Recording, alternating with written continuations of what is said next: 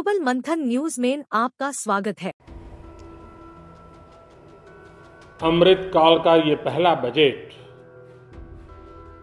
विकसित भारत के विराट संकल्प को पूरा करने के लिए एक मजबूत नींव का निर्माण करेगा। ये बजट वंचितों को वरीयता देता है।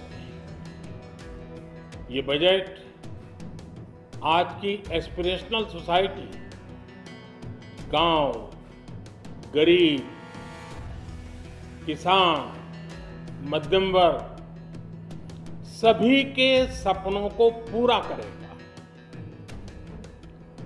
मैं वित्त मंत्री निर्मला जी और उनकी टीम को इस ऐतिहासिक बजट के लिए बधाई देता हूं।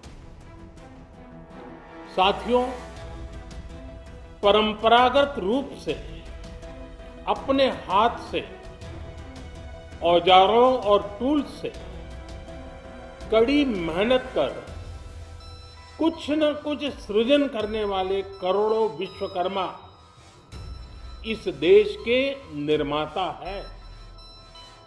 लोहार, सुनार, कुम्हार, सुथार, मूर्तिकार, कारीगर, मिस्त्री, अनगिनत लोगों की बहुत बड़ी लंबी लिस्ट है। इन सभी विश्वकर्माओं की मेहनत और सृजन को देश इस बजट में पहली बार अनेक प्रोत्साहन योजना लेकर के आया है। ऐसे लोगों के लिए ट्रेनिंग, टेक्नोलॉजी, क्रेडिट और मार्केट सपोर्ट की व्यवस्था की गई है। पीएम विश्वकर्मा कौशल सम्मान यानी पीएम विकास करोड़ों विश्वकर्माओं के जीवन में बहुत बड़ा बदलाव लाएगा। साथियों, शहरी महिलाओं से लेकर गांव में रहने वाली महिलाएं हो, कारोबार, रोजगार में व्यस्त महिलाएं हो या घर काम में व्यस्त महिलाएं हो, उनके जीवन को आसान बनाने के लिए बीते वर्षों में सरकार ने अनेक विविध कदम उठाए हैं। जल जीवन मिशन हो, उज्ज्वला योजना हो, पीएम आवास योजना हो, ऐसे अनेक कदम। इन सबको बहुत बड़ी ताकत के साथ आगे बढ़ाया जाएगा। उसके साथ साथ महिला सेल्फ हेल्प ग्रुप एक बहुत बड़ा सामर्थ्यवान क्षेत्र आज भारत में बहुत बड़ी जगह अपने हाथ एक्वायर कर चुका है।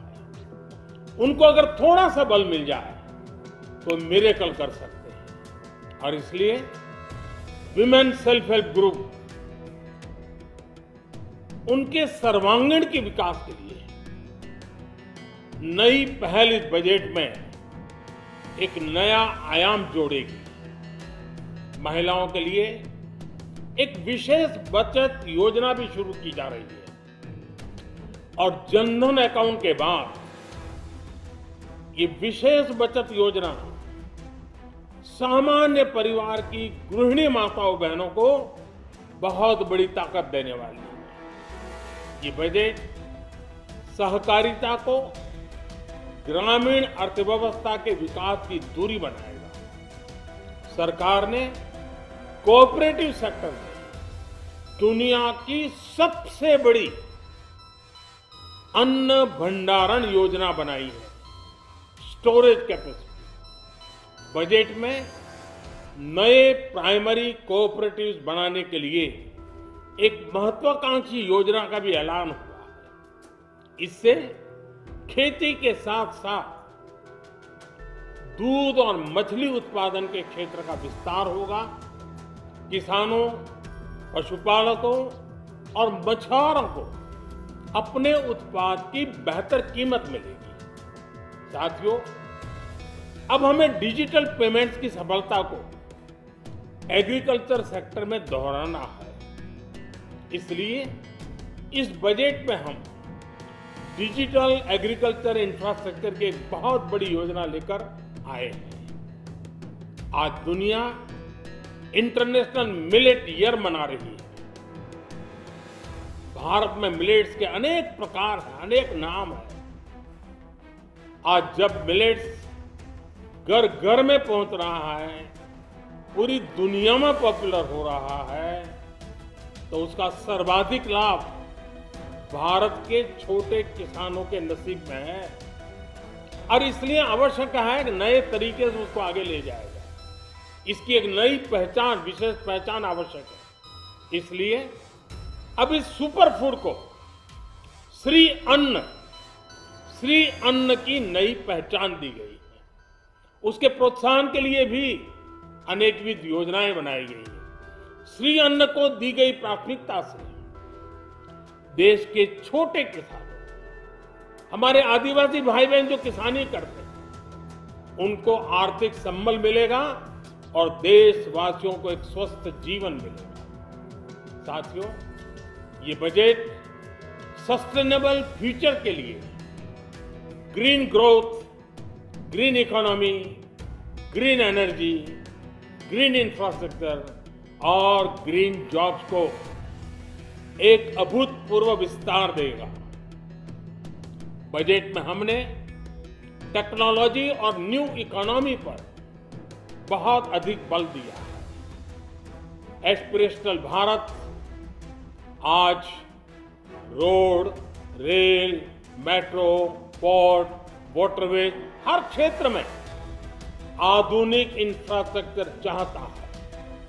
नेक्स्ट जनरेशन इंफ्रास्ट्रक्चर चाहिए। 2014 की तुलना में इंफ्रास्ट्रक्चर में निवेश पर 400% से ज्यादा की वृद्धि की गई है। इस बार इंफ्रास्ट्रक्चर पर 10 लाख करोड़ रुपए का अभूतपूर्व इन्वेस्टमेंट भारत के विकास को नई ऊर्जा और तेज गति देगा। ये निवेश युवाओं के लिए रोजगार के नए अवसर पैदा करेगा, एक बहुत बड़ी आबादी को आय के नए अवसर उपलब्ध कराएगा।